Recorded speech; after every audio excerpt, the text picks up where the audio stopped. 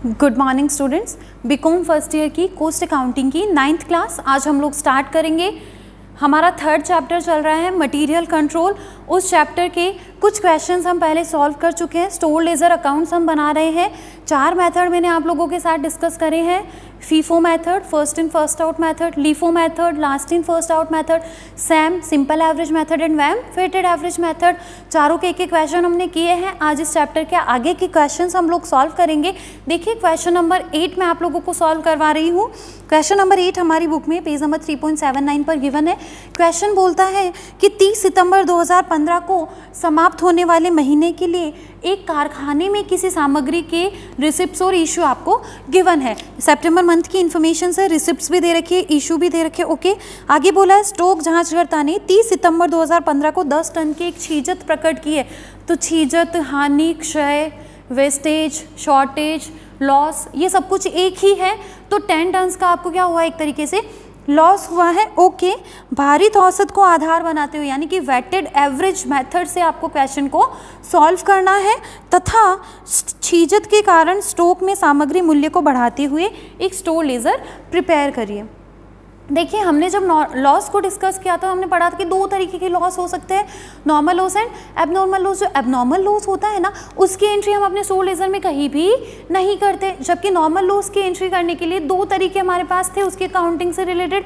First था उसको factory overhead माने, सेकेंड उसको लॉस इन वेट मानते हैं। जब हम फैक्ट्री ओवरहेड मान के कर रहे हैं ना, तब क्या करते हैं, उसे जस्ट इशू की तरह ट्रीट किया जाता है। जिस भी मेथड से आपका क्वेश्चन चल रहा है उसी मेथड से हम उन लॉस के यूनिट्स को इशू मानकर उसका सॉल्यूशन करते हैं। लेकिन अगर लॉस इन वेट मानना है ना, तो लॉस इन वेट की कंडीशन में क्या होता है, सिर्फ इशू वाले कॉलम में यूनिट्स लिखी जाती है, उसकी अमाउंट नहीं लिखी जाती है, जिससे क्या होता है कि रिमेनिंग स्टॉक की कॉस्ट बढ़ जाती है। तो यहाँ पर आपको बोला है कि सामग्री के मूल्य में वृद्धि करनी है, दैट मीन्स आपको लॉस इन वेट मानना है। तो इशू वाले कॉलम में सिर्फ यूनिट्स लिख के छोड़ देंगे। करें स्टार्ट हम क्वेश्चन को।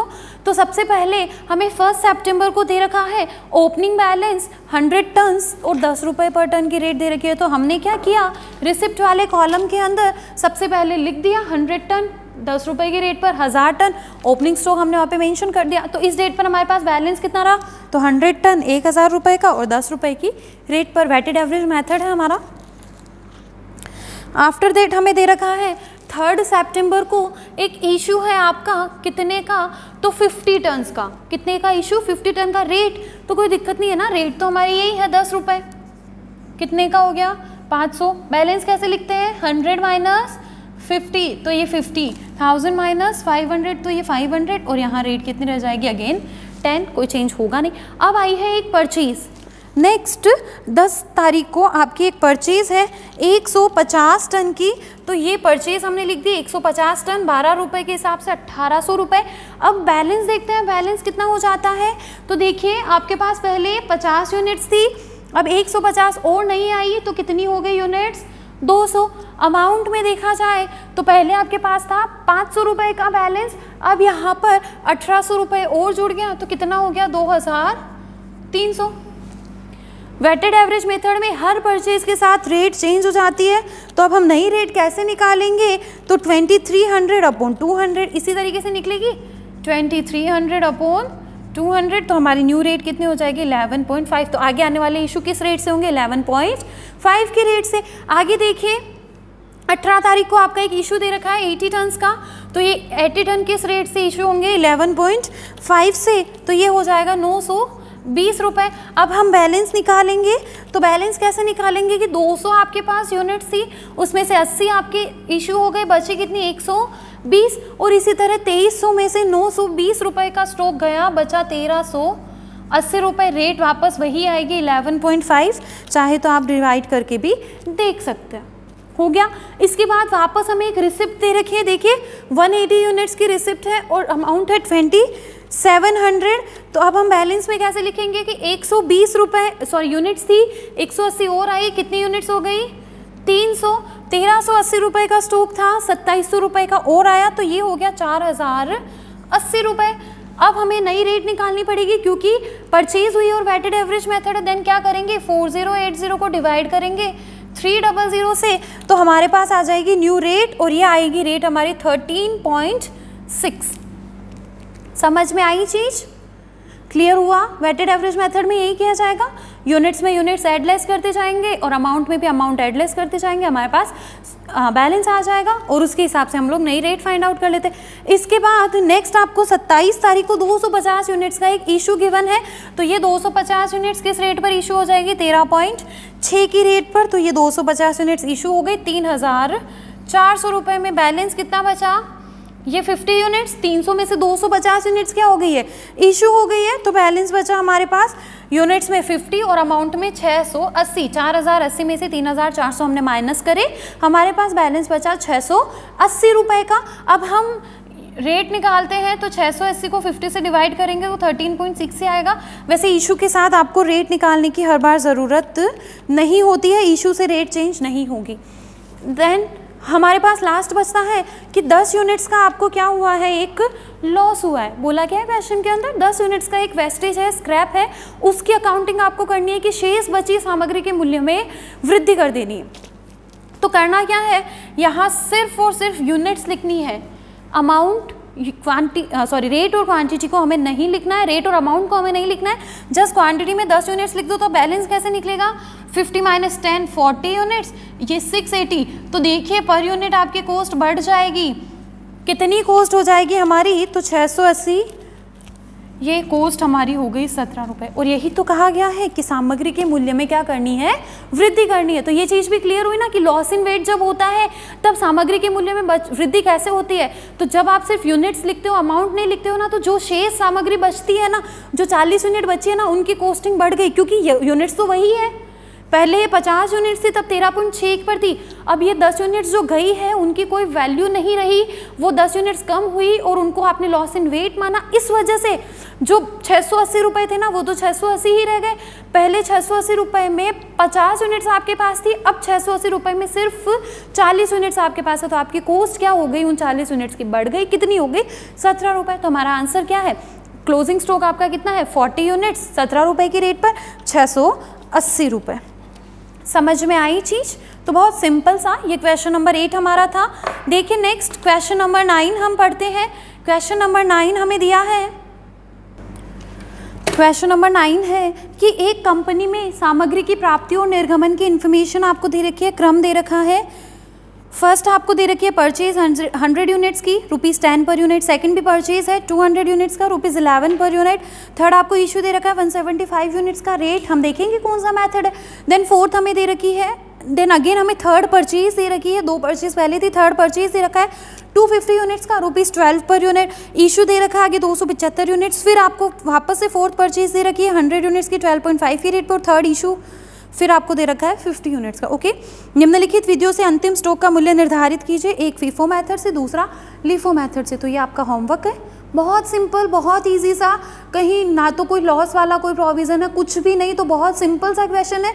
ये क्वेश्चन आप लोग खुद करेंगे और ज़रूर करेंगे, फीफो मेथड से भी करेंगे और लीफो मेथड से भी करेंगे। फीफो में जो पहले आया उस रेट से इशू होगा और लीफो में जो सबसे लास्ट आया उस रेट से इशू होगा। ओके, तो ये होमवर्क आपका क्वेश्चन नंबर 9।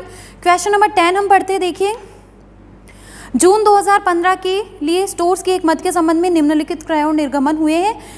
परचेजेस और इशू दे रखा है। देखिए, जून 1 को 100 यूनिट्स का परचेज है 5 रुपये के हिसाब से। 10 जून को 200 यूनिट्स का परचेज है 6 रुपये के हिसाब से। 15 जून को आपका एक इशू है 200 यूनिट्स का। ओके, 18 जून को आपका फिर एक परचेज है 300 यूनिट्स का 5 रुपये के हिसाब से।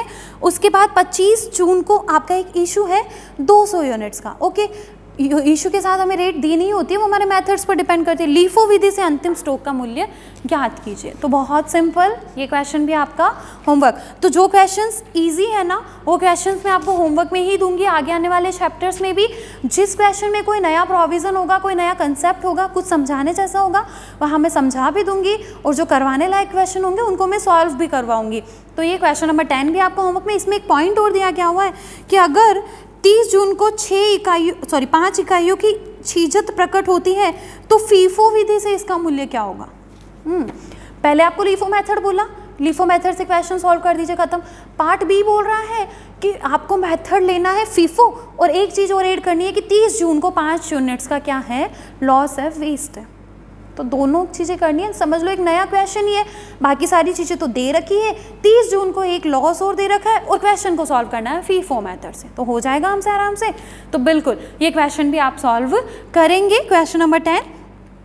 क्वेश्चन नंबर 11, वैसे इस चैप्टर के आगे के सारे क्वेश्चंस में कहीं मुझे कुछ करवाने की ऐसी कोई खास ज़रूरत नहीं है, सारे क्वेश्चंस इजी है। ये लीफो फीफो से रिलेटेड जो भी दे रखे हैं पढ़ते हैं। देखिए क्वेश्चंस को। क्वेश्चन नंबर 11 कहता है, एक कारखाने में 7 मई को समाप्त हुए एक सप्ताह के लिए एक सामग्री की प्राप्ति एवं निर्गमन के संबंध में निम्नलिखित विवरण आपको दे रखे हैं।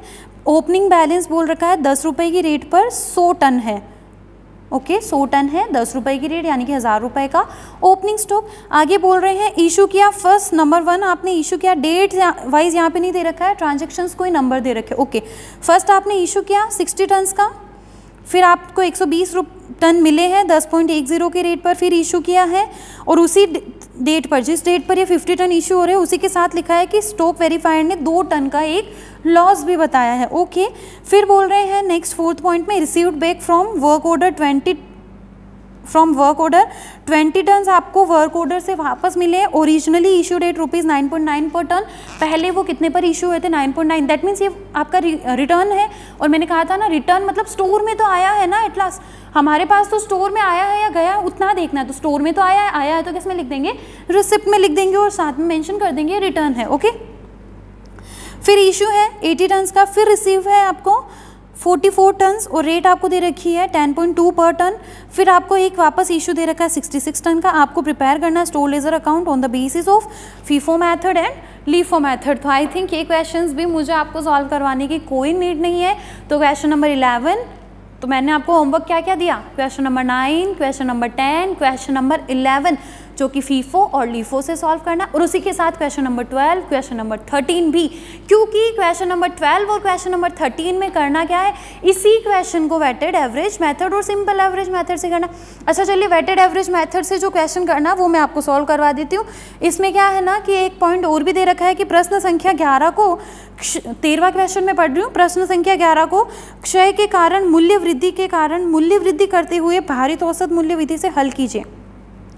देखिए जब हमें क्वेश्चन नंबर 11 के अंदर लॉस गिवन है ना, उसके साथ कुछ नहीं बोला हुआ है कि आपको इसे फैक्ट्री ओवरहेड मानना है कि लॉस इन वेट मानना है। तो मैंने पहले ही समझाया था कि अगर कुछ नहीं बोला जाए क्वेश्चन में तो फैक्ट्री ओवरहेड मान के ट्रीट करो, सिंपल सा अपना कंसेप्ट रहेगा।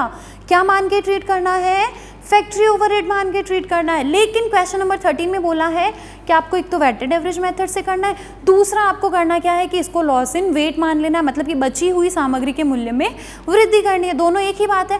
तो चलिए क्वेश्चन नंबर 13 में आप लोगों को सॉल्व करवा देती हूँ। क्वेश्चन नंबर 11 जो है उसी को हम वेटेड एवरेज मेथड से सॉल्व करेंगे। तो क्वेश्चन नंबर 13 हम कर लेते हैं।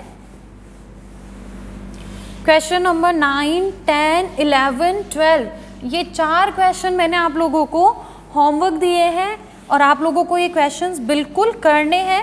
बहुत इजी से क्वेश्चंस हैं, अगर आप खुद करते हैं तो इससे आपके कंसेप्ट्स ज़्यादा क्लियर होंगे। तो आप लोगों को ये क्वेश्चन बिल्कुल 100% करने ही करने हैं। स्टार्ट करते हैं हम लोग क्वेश्चन नंबर 13। ये भी हमारा वेटेड एवरेज मेथड का ही क्वेश्चन है। क्वेश्चन नंबर 13 वेटेड एवरेज मेथड ही है और इसमें भी हमें ओपनिंग स्टॉक गिवन है 100 यूनिट्स का ₹10 पर यूनिट के हिसाब से, 100 टन्स का ₹10 पर टन के हिसाब से 1000 रुपीज़। तो हमने लिख दिया सबसे पहले हमारा ओपनिंग स्टॉक 7 मई को समाप्त हुए सप्ताह के लिए है। तो ये ओपनिंग स्टॉक हमारा कब हो गया, 1 मई 2015 को ये हमारा ओपनिंग स्टॉक हो गया 100 टन्स का ₹10 पर टन के हिसाब से। नेक्स्ट हमें दिया है फर्स्ट, सबसे पहला हमें दे रखा है इशू। तो हम डेट वाइज डेट तो है नहीं तो नंबर ही डाल देते हैं। फर्स्ट हमें दिया है इशू, आपने किया कितना 60 टन्स का, रेट क्या रहेगी तो 10 ही रहेगी। क्यों, क्योंकि अभी हमारी रेट कितनी है 10 ही है। अगर हम वेटेड एवरेज मेथड करते तो यही करते ना, 1000 अमाउंट है बैलेंस के अंदर और 100 टन्स है तो रेट पर टन 10 ही हो जाएगी हमारी।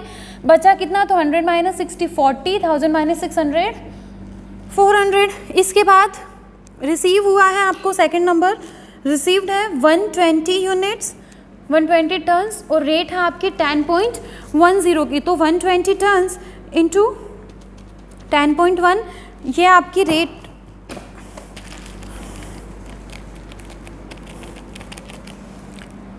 ₹121.2। तो अब हम जब स्टॉक के अंदर इनको ऐड करेंगे तो 40 यूनिट्स हमारे पास ऑलरेडी थी, 120 यूनिट्स और आ गई तो कितनी हो गई 160 यूनिट्स। और अमाउंट कितना रह जाएगा हमारा, तो देखिए 400 यूनिट्स, 400 रुपीज़ का अमाउंट था, उसमें 121.2 ऐड करेंगे, देन 521.2। अब हमें नई रेट निकालनी पड़ेगी क्योंकि वेटेड एवरेज मेथड है और हर परचेज के साथ क्या होता है, नई रेट फाइंड आउट करनी होती है। तो 521.2 को हम डिवाइड कर देंगे 160 से। कैसे निकालेंगे, 520.2 को डिवाइड कर देंगे हम लोग 160 से। मैंने पहले ही बताया था ना, वेटेड एवरेज मेथड में हम नई रेट कैसे फाइंड आउट करते हैं। चलिए क्वेश्चन आपका पूरा मैंने बोर्ड पे सॉल्व कर दिया है, पढ़ते हैं, स्टार्ट करते हैं फटाफट से इस क्वेश्चन को। देखिए फर्स्ट हमारा ओपनिंग स्टॉक दे रखा था, वापस शुरू से कर रही हूँ। ए ओपनिंग स्टॉक हमें गिवन था 100 यूनिट्स 10 की रेट पर 1000 रुपये, बैलेंस 100 10,000। फिर फर्स्ट इशू हुआ 60 यूनिट्स का 10 की रेट पर 600, तो हमारा बैलेंस बचा 40 यूनिट्स 400 रुपीज़, और ये हमारा हो गया 10 रुपीज़ का यूनिट। फिर हम 10 रुपीज़ पर यूनिट हमारा रेट हो गया। फिर हमने एक परचेज़ किया 120 का 10.1 की रेट पर, ये 1212 रुपये, तो बैलेंस क्या हुआ 40 + 120 ये 160, 400 + 12, तो ये हमारा हो गया 1612 रुपीज़। अब हम नई रेट निकालेंगे तो 1612 को डिवाइड करेंगे 160 से, तो हमारी न्यू रेट आएगी 10.075।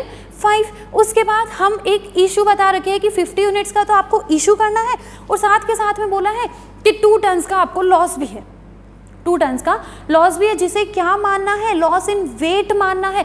तो 50 टन्स तो इशू होगी बहुत नॉर्मली 10.075 की रेट पर, और 2 टन्स हमने साथ में ही लिख दी। यहाँ कोई भी ना तो रेट लिखी जाएगी ना तो अमाउंट लिखी जाएगी। तो बैलेंस कैसे निकालेंगे, 160 - 52 कर देंगे, तो यूनिट्स तो बची 108, और अमाउंट 1612 में से 503.75 माइनस किया, ये 1108.25 रुपये। अब इसके बाद नेक्स्ट हमें नई परचेज दे रखी है 20 यूनिट्स 9.9 की रेट पर, तो हमने अमाउंट लिख दी 198, बैलेंस तो 108 में 20 ऐड करेंगे 128, और 1108.25 में 198 रुपये जोड़ेंगे तो 1306.25 रुपये हमारा बैलेंस आ गया।